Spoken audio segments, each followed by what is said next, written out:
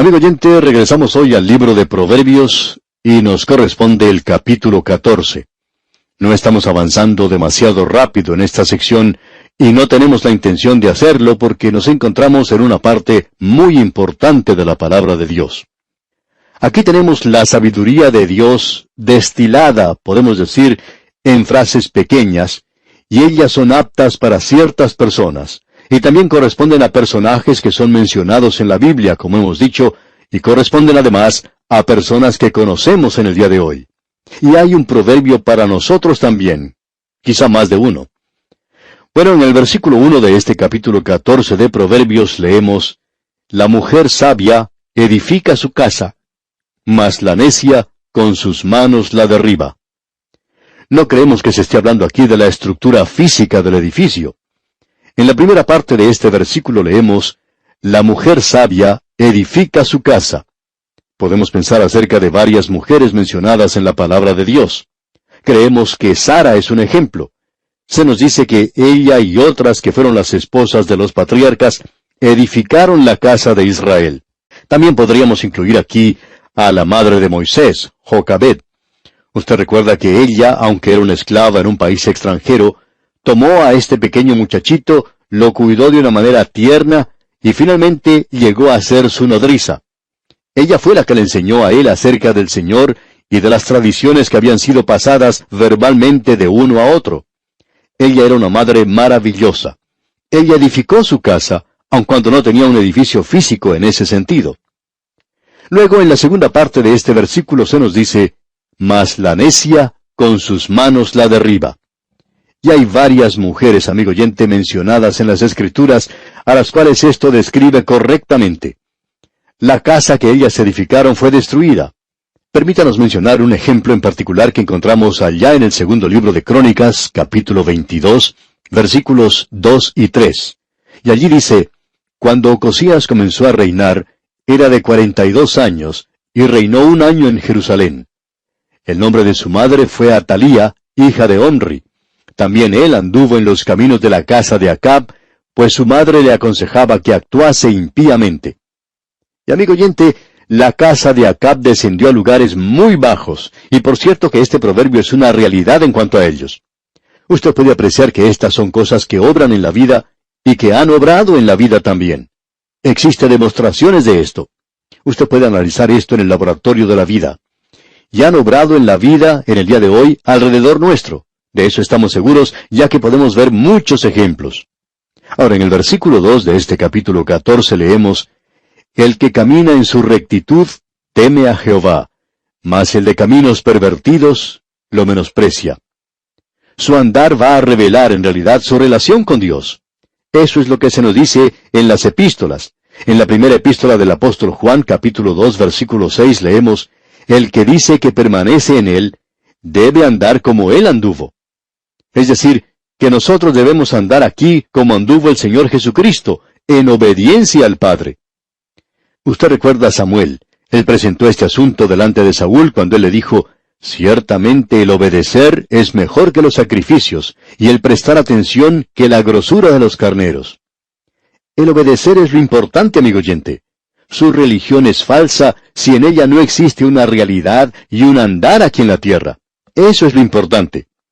Ahora en el versículo 3 nos dice: En la boca del necio está la vara de la soberbia, mas los labios de los sabios los guardarán.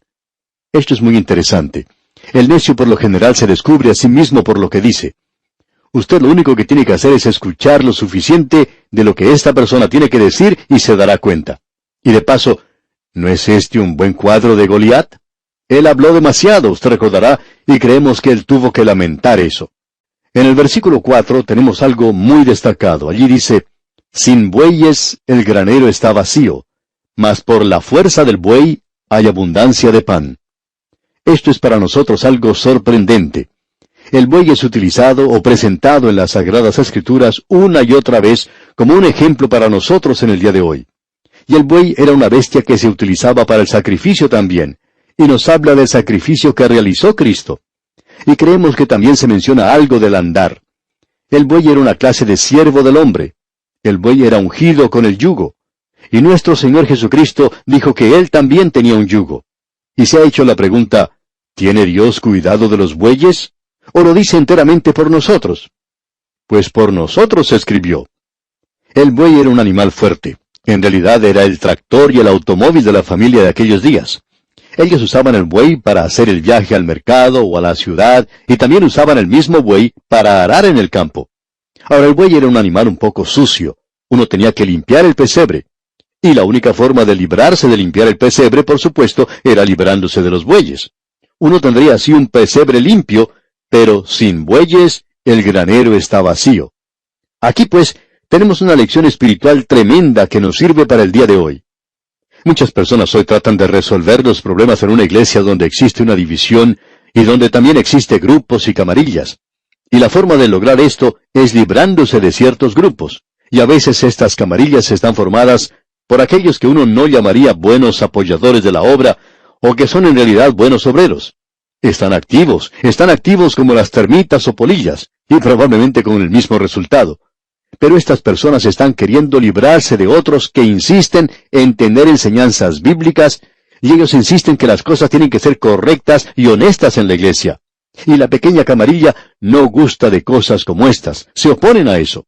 Ellos se enfadan mucho acerca de cosas como estas, y lo que hacen es tratar de limpiar el pesebre, quitar de ese lugar a los bueyes. Pero son los bueyes los que están pagando todas las cuentas. Ellos son los que están ofrendando regularmente. Y ahora estos otros se dan cuenta que se encuentran con la gran deuda en sus manos. Quizá usted tenga en su propia iglesia una persona que no le agrada demasiado porque es demasiado recto, es estricto y riguroso. Esa persona insiste en que se predique la palabra de Dios. Esa persona insiste en que debe haber estudio bíblico. Y quizá a usted no le guste esto, no esté de acuerdo con eso. Pero no conviene dejar que una persona como esta abandone la iglesia, porque si esto sucede, usted va a tener problemas, ya que es el buey el que tiene que llevar el arado, y entonces hay abundancia de pan. Él es esa persona que le va a ayudar a enviar al misionero al campo misionero. Él es quien ayuda a pagar la cuenta de la electricidad. Es muy importante, amigo oyente, el descubrir quiénes son los bueyes que se encuentran en la obra del Señor en el día de hoy. Notemos ahora lo que dice el versículo 5. El testigo verdadero no mentirá, mas el testigo falso hablará mentiras. Esto es algo que nosotros deberíamos notar con mucha atención. El Señor Jesucristo ha sido llamado el testigo fiel y verdadero. Y es así como deben ser los testigos. Hay dos clases de testigos, el testigo fiel y el testigo falso. Escuchamos hoy a muchas personas hablar acerca de ser testigos de Cristo. Y existe un cursillo en cuanto a esto también. Testifique por Cristo y cosas parecidas. Amigo oyente, permítanos decirle que es maravilloso si usted puede tomar un cursillo como este y si sale a la calle y llama a las puertas de las casas. No podemos pensar en otra cosa que sea más maravillosa que esa. Pero amigo oyente, cuando usted le dice a alguien que Jesús salva y guarda y satisface, ¿está usted diciendo la verdad? Ah, dice usted, esa es la verdad. Sí, claro que lo es. Pero, ¿eso es una realidad en su propia vida? ¿O es usted un testigo falso? Oiga, esos proverbios son realmente tremendos, ¿no le parece? Sigamos adelante entonces. Quizá debemos avanzar un poco más rápido aquí. Leamos el versículo 9 ahora de este capítulo 14 de Proverbios. Los necios se mofan del pecado, mas entre los rectos hay buena voluntad. Los necios se mofan del pecado. ¿Quién hizo eso? Bueno, Jezabel lo hizo. Ella es uno de los mejores ejemplos que tenemos en la palabra de Dios. Y se nos dice que nosotros debemos apartarnos de personas como esas y que no tenemos que tener nada que hacer con ellos. Notemos lo que dice el versículo 10. El corazón conoce la amargura de su alma, y extraño no se entremeterá en su alegría. Cada corazón hoy tiene un gozo secreto o una amargura, y no existe una persona con la cual pueda compartir eso. No hay nadie. En el día de hoy quizá queramos compartirlo. Quizá hay cosas en nuestras vidas que debemos guardar como nuestros propios secretos, aun cuando sea una experiencia espiritual muy real que nos haya ayudado mucho en nuestra relación con Dios.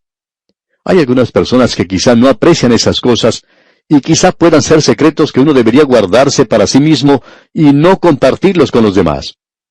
¿Ha tenido usted alguna vez una experiencia maravillosa y usted trató de contárselo a alguien, a alguno de sus seres amados? Alguien cuenta que cuando era joven, en cierta ocasión escribió un poema, y fue a leer el poema a algunos de sus parientes y les dijo, «Miren, he escrito un poema y quiero leérselo». Y lo leyó y para él era algo muy gozoso. Pero dice que no les brindó ningún gozo a ellos. Ellos se ocuparon en otra cosa rápidamente, ni bien había comenzado a leer él su poema. Y eso provocó que él dejara de escribir poesías. Y quién sabe, dice él, eso quizá haya evitado que se hubiera desarrollado una carrera como poeta. Pero de cualquier forma, la actitud de ellos hizo que él no escribiera más. Y amigo oyente, hay algunas otras cosas que uno aprende en la vida que no puede compartir con los demás, y otras que sí las puede compartir.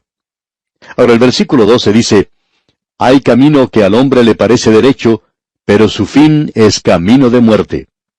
Este es un versículo que debería colocarse en los lugares donde se realizan cultos de religiones falsas en el día de hoy. Lo que estas personas dicen parece tan razonable. Ellos parecen tan buenos y atractivos. Alguien dijo en cierta ocasión, ¿por qué es que cierto culto sigue creciendo en la forma en que lo hace? Bueno, es sencillamente porque tiene cierto atractivo para la vieja naturaleza del hombre. Tiene atractivo para la carne. Simplemente le dice a uno que es bueno, que es dulce, y que si uno se acicala el cabello y cambia su camisa y se mantiene limpio, que usted no tendrá ninguna clase de problemas porque es una persona tan buena y también tiene que seguir ciertas reglas y normas. Amigo oyente, hay camino que al hombre le parece derecho, pero sígase adelante y mire el final de ese camino. Pero su fin es camino de muerte, la separación eterna de Dios. Es muy importante encontrarse en el camino correcto. Veamos ahora lo que nos dice el versículo 15. El simple todo lo cree, mas el avisado mira bien sus pasos. De paso debemos decir que hay muchas personas que son muy ingenuas. Para el mundo hoy, el punto de vista común de un creyente es que esta es la persona que tiene un cociente muy bajo de inteligencia, que es una persona sencilla y que cree todo lo que se le dice. Ahora, un verdadero hijo de Dios, en el día de hoy, y existe solo una clase de hijo de Dios, y ellos son los verdaderos, no es sencillo en este sentido. No cree cada palabra que se le dice. ¿Ha notado usted que los apóstoles siempre hacían preguntas al Señor Jesucristo? Uno de ellos, Tomás, está siempre haciendo preguntas. Lo podemos leer en las Sagradas Escrituras. Y Simón Pedro también preguntaba, ¿por qué no te podemos seguir ahora? Yo puedo entregar mi vida por ti. Y también Felipe, un hombre muy callado, y sin embargo él dijo, Señor, muéstranos el Padre. Eso es todo lo que necesitamos. Y luego Judas, no el Iscariote. Ese no era tan malo como el otro Judas, pero él dijo, Señor, ¿cómo es que te manifestarás a nosotros y no al mundo? Estos hombres siempre estaban haciendo preguntas. Y si usted es un hijo de Dios verdadero, usted no va a ser uno que cree todo lo que se le cuente. Fe no es un salto en la oscuridad, amigo oyente. Fe no es el arriesgar su vida en algo que no conoce. La fe no es como la definió una niña, que fe es creer lo que usted sabe que no es.